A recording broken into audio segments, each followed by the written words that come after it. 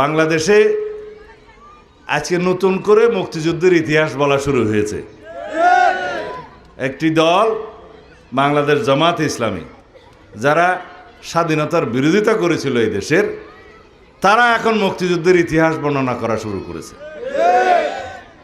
গতকালকে সেই দলের আমির সাহেব বলেছেন এই দেশের স্বাধীনতার ঘোষণা নাকি রাষ্ট্রপতি, শহীদ রাষ্ট্রপতি জিয়াউর রহমান দেয় নাই, তৎকালীন মেজর জিয়া দেয় নাই, কর্নেল অলি সাহেব নাকি দিয়েছে। এগুলা যে সমস্ত প্রলাপ বকা শুরু করেছে, এটা অস্বাভাবিক না। কারণ যারা বাংলাদেশের স্বাধীনতার বিরোধিতা করেছিল, তারা বাংলাদেশের স্বাধীনতার ইতিহাসকে বিকৃতি করবে, এটাই স্বাভাবিক। বাংলাদেশের মানুষ জানে আজকে তারা যে নবরূপে নিজেদেরকে মুক্তিযোদ্ধার দল হিসেবে প্রতিষ্ঠা করতে চায়, সেটা একটা প্রতারণা, ধোঁকাবাজি। এবং তারা বলছে তাদেরও নাকি একজন মুক্তিযোদ্ধা আছে,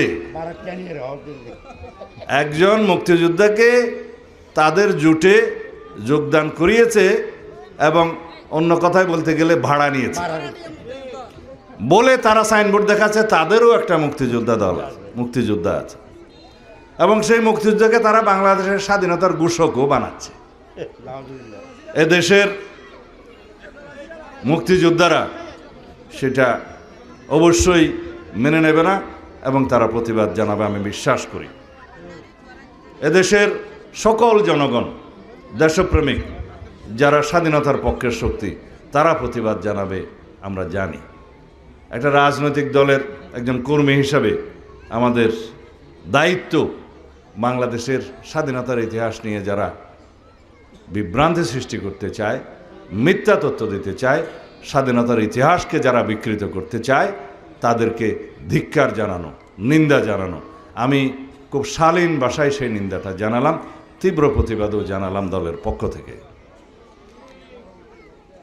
আগামীতে কোনোদিন হয়তো আমাদের শুনতে হবে জামাত ইসলাম এই দেশের স্বাধীনতার পক্ষে যুদ্ধ করেছিলেন, এই কথাও হয়তো আমাদের শুনতে হইতে পারে। এটা বাংলাদেশে আজকে থেকেই আমি বিশ্বাস করি প্রতিবাদের ঝড় উঠবে। কিছুদিন আগে, এই গত কয়েকদিন আগে, তিনি এই দেশের নারী সমাজকে অপমানিত করেছেন, বক্তব্য দিয়েছেন, সাক্ষাৎকার দিয়েছেন। কর্মজীবী মহিলাদেরকে পতিতাদের সাথে তুলনা করেছেন অন্য ভাষায়। নারীদের কর্মঘণ্টা কমিয়ে দিয়ে তাদের সেবা করার চেষ্টা করেছেন, প্রস্তাব করেছেন। অন্য কথায় নারীদের যাতে কর্মসংস্থান না হয় সেই রকম প্রস্তাব এটা। কেউ যদি 5 ঘন্টা কর্মঘণ্টা হয় নারীদের, কোনো কোম্পানি, কোনো বিনিয়োগকারী, কোনো প্রতিষ্ঠান, কোনো শিল্প কারখানা কি নারীদেরকে চাকরি দিবে? তার মানে হলো এটা নারীদের জন্য কল্যাণ নয়, অকল্যাণ বয়ে আনছে। তারা নারীদেরকে ঘরের মধ্যে আবদ্ধ রাখতে চায়।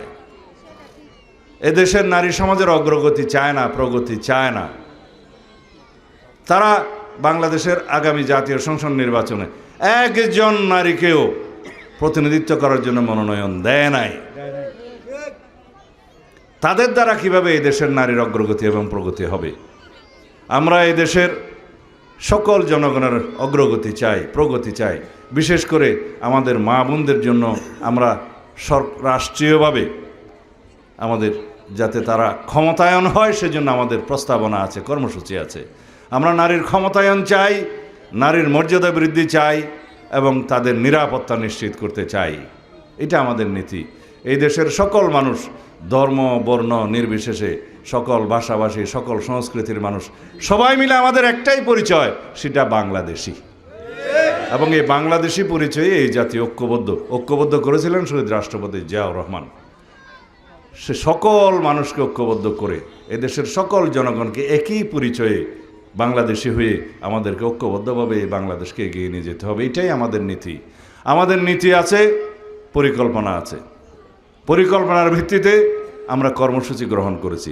সেই কর্মসূচি বাস্তবায়ন করে এই দেশকে আমরা এগিয়ে নিয়ে যাব ইনশাআল্লাহ।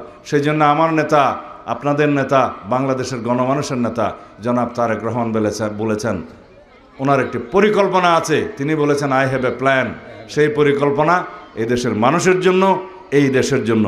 এই দেশের নিরাপত্তা নিশ্চিত করার জন্য, এদেশের স্বাধীনতা সার্বভৌমত্বকে রক্ষা করার জন্য, গণতন্ত্রকে শক্তিশালী করার জন্য। এই গণতান্ত্রিক সংস্কার হবে রাষ্ট্র কাঠামো মেরামতের মধ্য দিয়ে, এই গণতান্ত্রিক সংস্কার হবে সংবিধানের গণতান্ত্রিক সংস্কারের মধ্য দিয়ে। আমরা বিচার বিভাগের পূর্ণাঙ্গ স্বাধীনতা চাই, গণমাধ্যমের পূর্ণাঙ্গ স্বাধীনতা চাই, নির্বাচন কমিশনের স্বাধীন নির্বাচন কমিশন হিসাবে যাতে কাজ করতে পারে সেজন্য আমাদের সুস্পষ্ট প্রস্তাব আছে। সংস্কার কমিশনে আমরা একটা প্রস্তাব করেছি।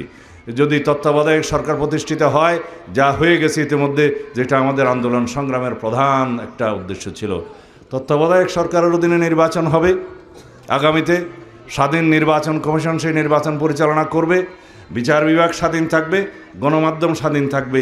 তাহলে এই প্রতিষ্ঠানগুলো যদি স্বাধীনভাবে গণতন্ত্রের রক্ষা কবচ হিসেবে কাজ করে, এই দেশের গণতন্ত্র নিয়ে আর কেউ ছিনিমিনি খেলতে পারবে না।